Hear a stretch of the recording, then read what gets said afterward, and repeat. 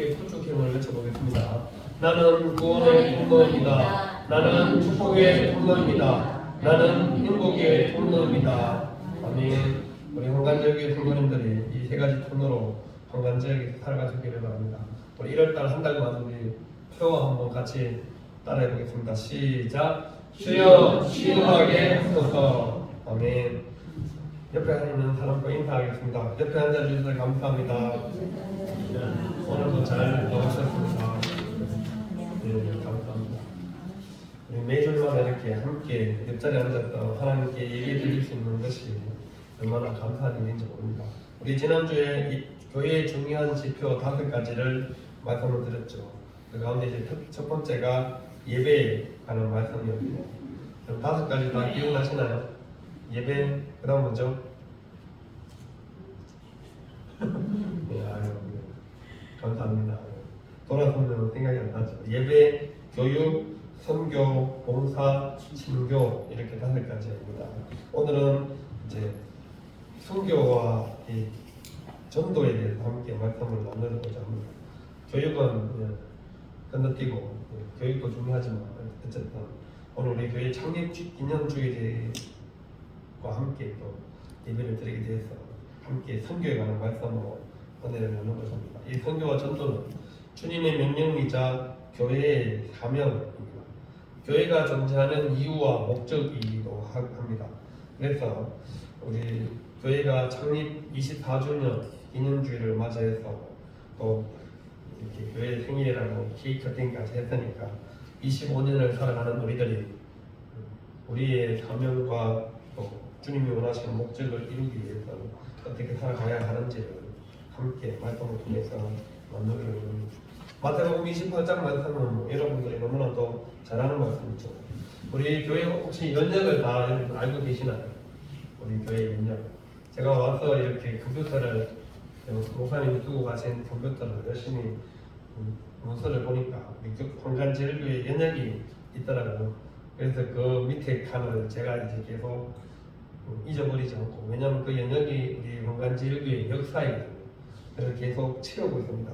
우리 교회는 1999년 4월 5일날 봄노예 때 6.25 전쟁 당시 미군에 의해서 학살되었던 영동군 황간면 노골리 주민들의 학살 사건이 조명되던 해에 제100회 충북노예 정기노예를 개최하면서 노골리 지역 주민들을 위로하고 100회 정기노예를 기념하여 지역 보고마를 위해서 황간면 소재지에 교회를 개척하기로 노예에서 결의를 했습니다. 그리고 10월 12일 가을노예 때입니다. 가을노예 100일의 충북노예 때 황간면 남성리 588-2번지에 황간제일교회를 창립하기로 결의하고 박준성 목사님을 전도 목사로 파송하게 됐습니다. 이게 1999년 10월 12일 가을노예 때 노예에서 결의된 사항입니다.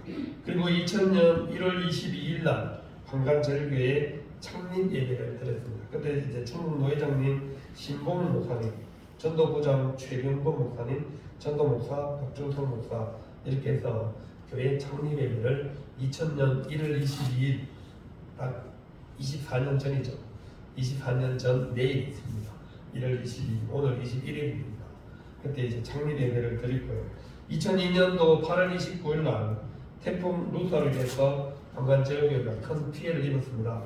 그리고 또 피해를 입어서 전국에서 많은 노예와 교회의 도움으로 2002년도 11월 17일 날 피해를 완전히 복구하고 감사 예배를 드렸고요.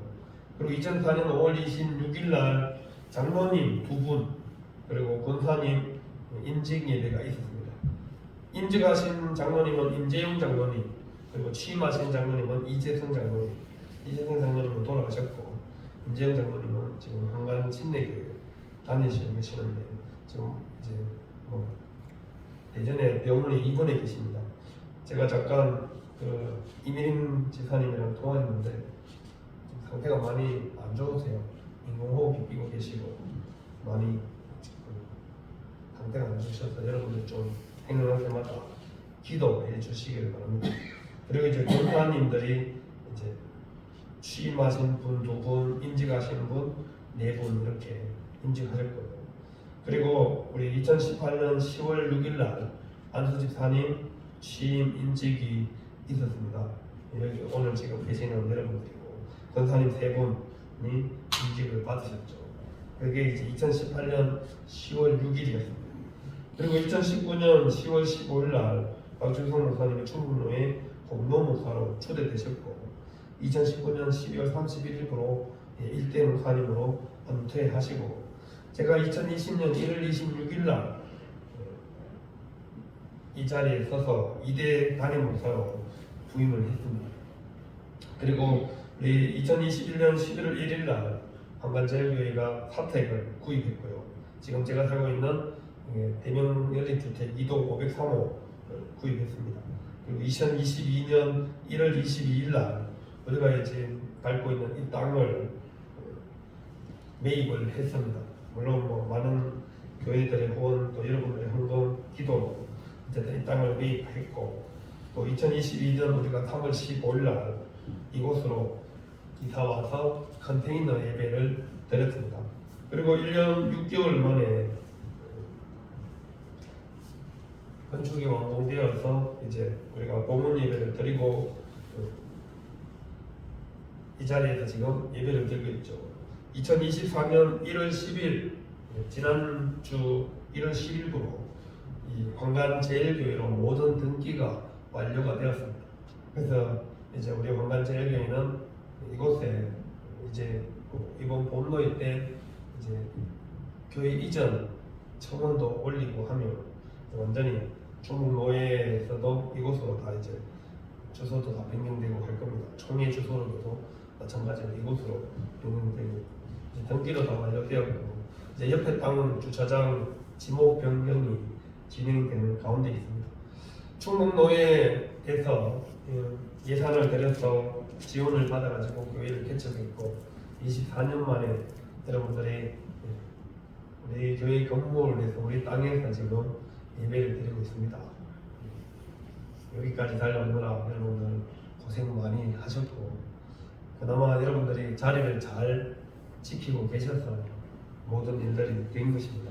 그래서 물론 이를 위해서 수고하고 헌신한 우리 모든 성도들의 피와 땀과 눈물의 기도가 있었기에 모든 일이 된 것인 줄 확신합니다.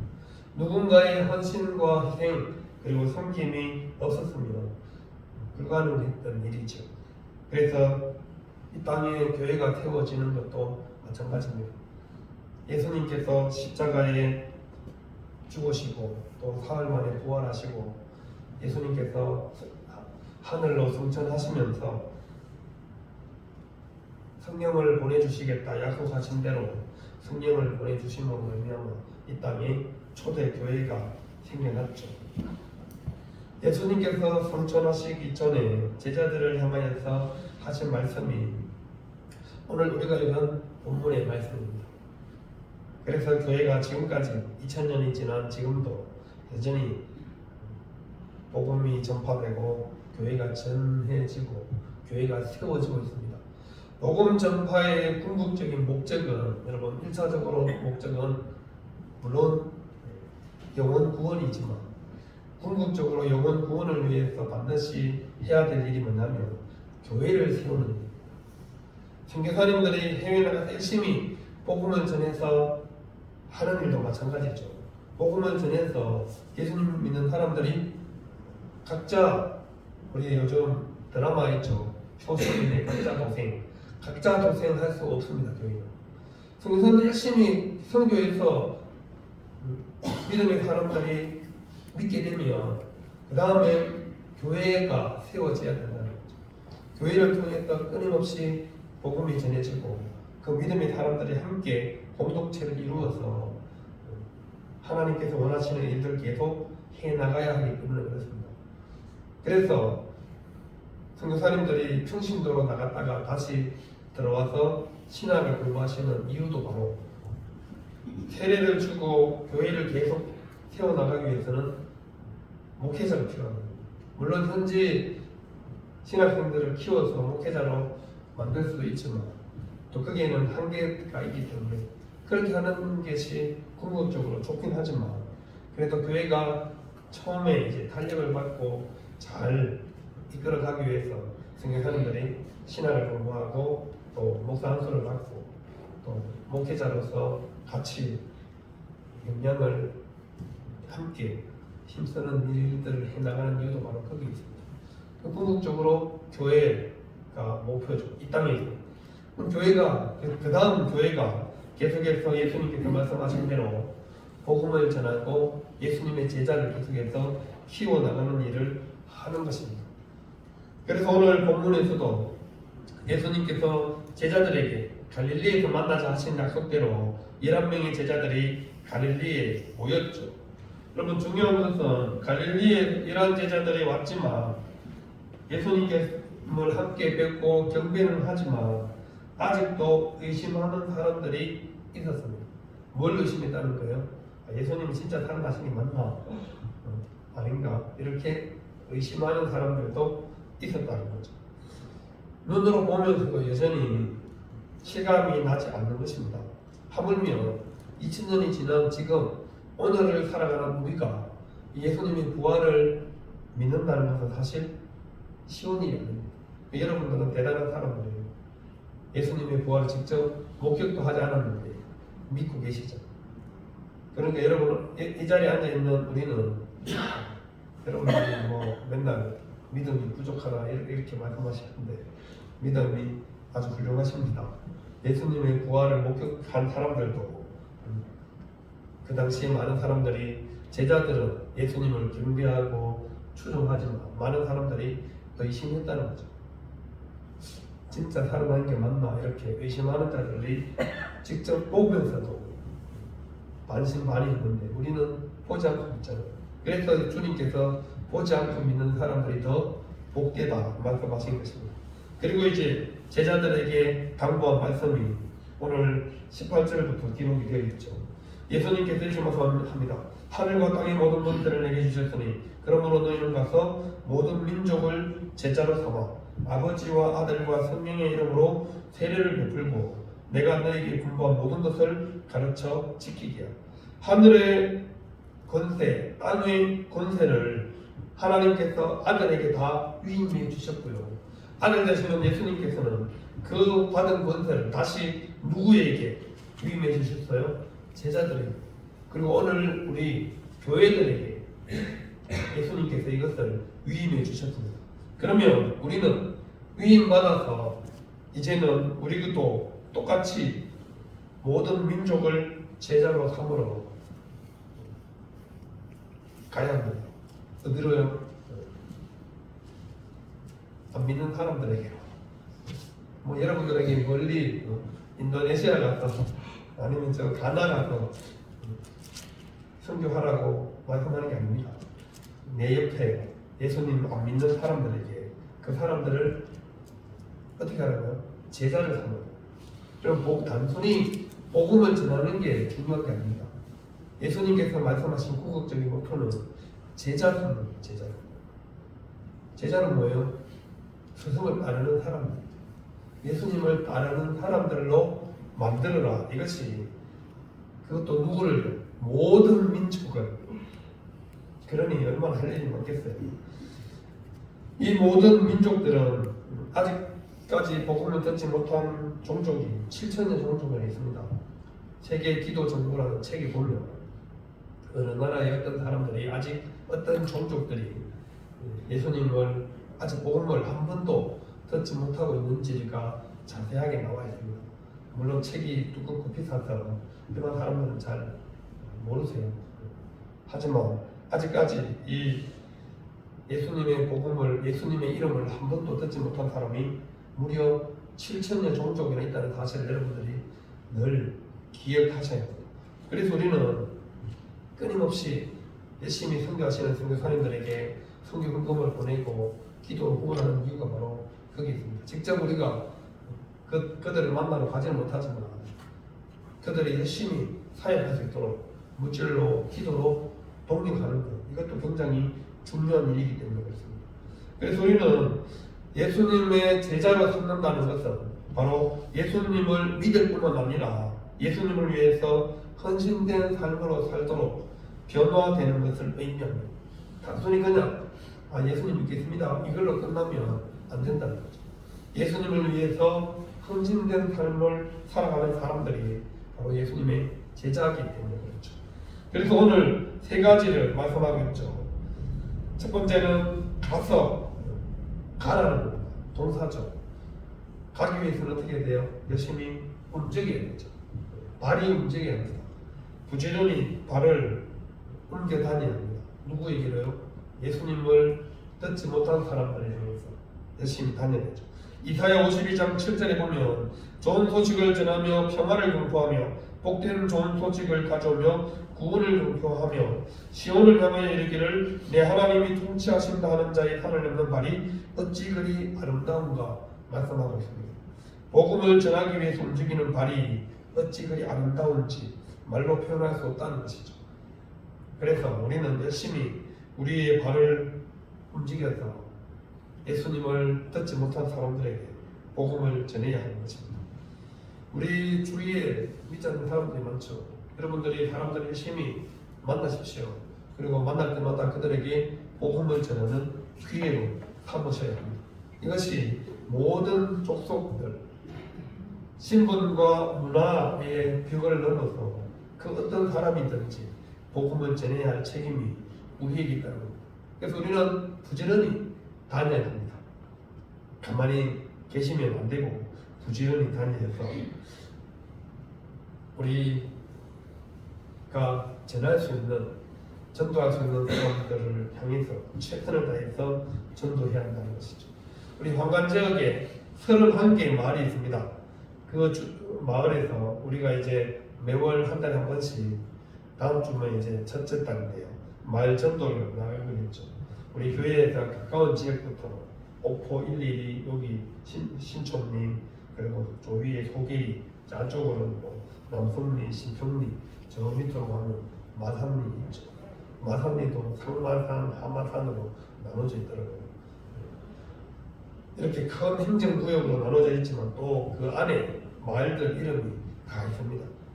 신평리, 남성리에도 가면 뭐 통천리도 있고 우천리도 있고 회포리도 있고 노원리도 다 있잖아요. 이런 마을들 31개가 마을이 우리 주위에 있고 이 가운데 우리 황감면은 기독교율이 10%도 안 됩니다. 4,200명 중에 420명도 안 된다. 그래서 여러분들이 열심히 예수님의 명령을 따라서 복음을 우리가 매월 한 달에 한 번씩 5일에 때 나가서 우리 이제 물티시도 있고 하니까 여러분들 열심히 나가서 우리 교회 오란 말 안 해도 괜찮습니다.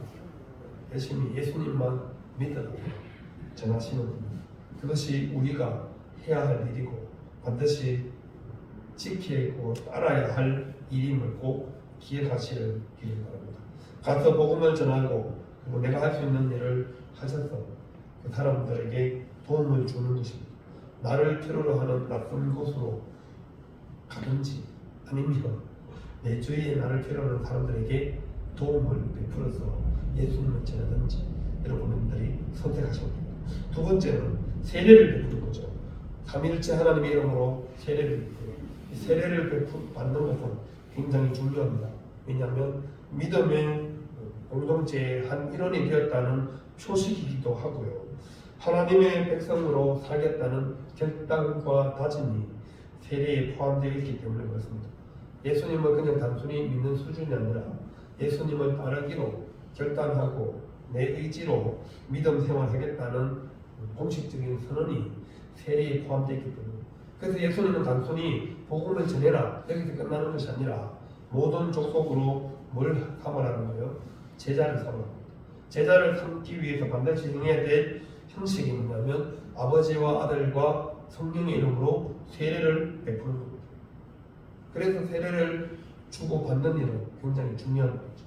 교회가 이를 위해서 존재하고 이를 반드시 해 나가야 한다는 거죠. 교회가 조직교회로 가기 위해서도 반드시 누가 필요해요? 세례교인이 필요합니다. 세례 안 받은 사람 수백 명 있어도 조직교회가 될 수 없습니다. 세례교인이 30명이 되어야 조직교회가 될 수 있는 거죠. 그래서 늘 총회에서도 세례교인이 몇 명이냐 이걸 통계로 올리는 거죠. 그게 교인이 숫자가 되는 겁니다. 그냥 교회 동동원에서 왔다 갔다 하시는 분들은, 아직 세례받지 않는 분들은 그 교인의, 물론 그 교회 지교회에는 이름이 올라가지만 총회나 노예 명단에는 올라가지 않는 거죠. 왜냐하면 세례 교인이 아니기 때문에. 그래서 우리는 전도하고 세례를 베푸는 일까지 열심히 감당해야 합니다. 세례를 받는 게 사실은 쉬운 일이 아닙니다. 믿음으로 예수님을 고백하고 또 예수님을 전적으로 의지하고 세상의 그 어떤 힘도 다 내가 부인하고 오직 하나님만 바라보겠다는 결단과 각오기 때문에 쉬운 일이 아니죠. 그래서 우리는 세례를 받고 세례를 베푸는 일에 여러분들이 한 사람을 전도하는 일로 만족하면 안 되시고 그분이 세례 받는 데까지 나아갈 수 있도록 총력을 쏟아부으셔야 합니다. 세례받고 예수님의 제자로 살아가도록 하는 일에 온 힘을 기울여야 한다는 것이죠. 그 다음 세례받고 나면 이제는 예수님을 닮은 사람으로 계속해서 양육되어 가는 거죠. 그래서 세 번째 뭐라 그래요? 너에게 분부한 모든 것을 가르쳐 지키게. 세례받는 걸로 끝나면 안 된다는 거죠. 그 다음 하나님의 모든 말씀, 계명, 율례, 법도를 잘 가르쳐서 이 땅 가운데서 그 말씀대로 지키며 살아가도록 하는 것. 여기까지 가야 예수님의 제자로 살아갈 수 있다는 겁니다. 우리가 수요일날 성경 공부를 이제 시작했죠. 이 성경 공부를 하는 이유도 바로 여기 있습니다. 예수님이 말씀하신 그리고 하나님께서 우리에게 말씀하신 말씀들을 좀 더 열심히 잘 배우기 위해서 말씀을 공부하는 거죠. 죄로 인해 죽었던 사람들을 예수님께서 다시 살리고 그 살아난 영혼들이 하나님의 말씀을 듣고 하나님의 말씀을 붙잡고 하나님의 말씀을 힘입어서 세상 가운데서 그리스도인으로 살아가야 우리가 진짜 예수님의 제자인 것입니다. 그냥 무늬만 그리고 이름만 교회에 올렸다고 교인이 아니라는 거죠. 예수님께서 분부한 모든 것을 배우고 그것을 지키면서 이 땅을 살아가야 우리는 올바른 그리스도인으로 그리고 제대로 된 교인으로 살아갈 수 있기 때문에 우리가 끊임없이 하나님의 말씀을 익히고 배워야 하는 것입니다.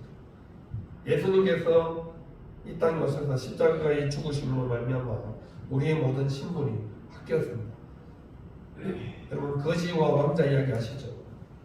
거지와 왕자가 신분을 바꿨잖아요. 근데 거지는 여전히 복장은 왕자인데 행동은 어떻게 했어요? 거지처럼 왕자. 왕자는 복장은 거지인데 왕자처럼 행동하잖아요. 그게 확연히 다른 겁니다. 신분이 바뀌면 바뀐 신분대로 행동할 줄 알아야 정말 왕자인 거죠. 거지가 왕자를 옷을 입혀놨는데 거지처럼 행동하면 여전히 옷만 왕자로 입고 있는 거지 거지인 거죠. 그래서 우리는 예수님께서 우리의 신분을 바꿔주셨기 때문에 신분이 바뀐 모습으로 살도록 하기 위해서 부단히 배워야 한다는 거죠. 양육받아야 하고 훈련받아야 합니다. 처음 군에 있다면 다 이상하죠. 근데 한 6개월 지나고 나면 군기가 바짝 따라서 군인다워지잖아요. 훈련에 효과죠. 예수님을 믿는 사람들이 끊임없이 주님께서 제자를 키워라 하는 이유가 바로 그겁니다. 제자는 태어나는 게 아닙니다. 만들어지는 거죠. 훈련받고 양육되어서 만들어져서 주님을 위해서 헌신하고 섬기는 자로 그래서 교회를 교회답게 세워나가고 주님이 원하시는 일에 헌신하고 희생하며 살아가는 사람들로 살아가는 것입니다. 그러기 위해서 예수님께서 제자들에게 꼭 부탁했죠. 예루살렘을 떠나지 말고 성령이 올 때까지 뭐 하라 그랬어요? 기다려라 그랬죠. 그래서 성령 충만함을 받고 난 다음에 움직여라 말씀하는 거죠. 그래서 제자들은 그대로 예수님의 말씀대로 순종해서 기다려서 성령 충만함을 받고 여러분 우리가 사도행전을 보듯이 베드로가 막 수많은 사람들 앞에서 예수 그리스도가 구주 되심을 선포하는 이유가 바로 거기 있습니다. 성령 충만하지 않으면 우리는 예수님의 제자로 온전히 살아갈 수 없습니다. 또 성령 충만해야 우리에게 맡겨주신 이 교회 사명을 우리가 믿음으로 잘 감당할 수 있습니다. 24년을 살아왔고 이제 25년째를 살아가는 우리 관광절교의 모든 믿음의 성도들이 더욱더 주님께서 우리에게 맡겨주신 가서 모든 사람들을 예수님의 제자로 삼는 일에 또 세례를 베푸는 일에 그리고 예수님께서 우리에게 분부한 모든 것을 가르쳐 지켜 행하는 일에 함께 동행하시는 저와 우리 모든 성도님들 다 될 수 있기를 바랍니다. 이 일이 바로 우리 교회가 반드시 해야 될 교회의 사명이고 오늘 저와 여러분들이 받은 사명인 줄 믿습니다. 이를 위해서 주님께서 우리를 위해서 십자가에 죽으셨고 부활하셨고 성령님을 우리에게 보내주셨습니다. 이 예수님을 우리가 진심으로 사랑하고 이 예수님을 또한 모르는 사람들에게 전할 수 있는 예수님의 증인으로 살아가는 저와 우리 모든 성도님들이 다 되기를 바랍니다.